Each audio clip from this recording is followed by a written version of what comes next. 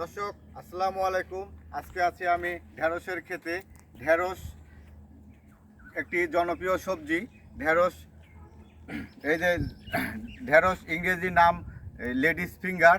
এটা দেশের জনপ্রিয় একটি সবজি, বাংলায় ঢেঁড়স বলা হয়। এই যে দেখতে পাচ্ছেন আপনারা, এই যে কি সুন্দর ঢেঁড়স, ছোট মাঝারি ছোট হয়ে আসছে।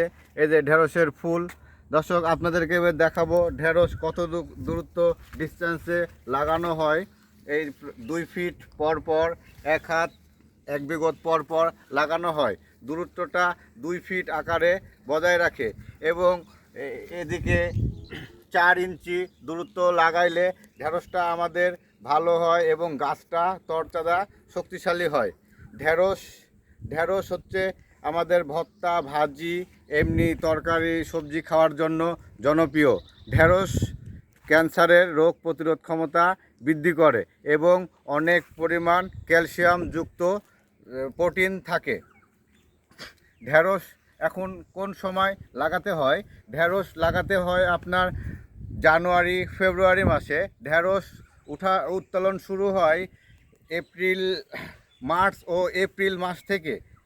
এ সময় ঢেঁড়স প্রচুর পরিমাণে ফলন দিয়ে থাকে। এই যে আপনারা দেখতে পাচ্ছেন ঢেঁড়স প্রচুর পরিমাণে এখন বর্তমানে ফলন দিয়ে যাচ্ছে। ঢেঁড়সের ফুলগুলা দেখতে ভারী চমৎকার। আপনারা ঢেঁড়সের ফুল দেখার জন্য ছাদ বাগানে অথবা বাড়ির আশেপাশে 2-1টা গাছ লাগাতে পারেন।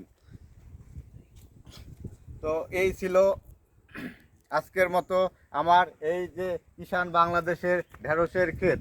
এখানে কোনো রাসায়নিক সার দেওয়া হয়নি। এখানে অর্গানিক জৈব সার অনেক পরিমাণে ব্যবহার করা হয়েছে। তাতে দেওয়া আছে গোবর সার, কেঁচো সার, হাড়ের গুঁড়া, নিমের খোল স্প্রে করা হয় এখানে।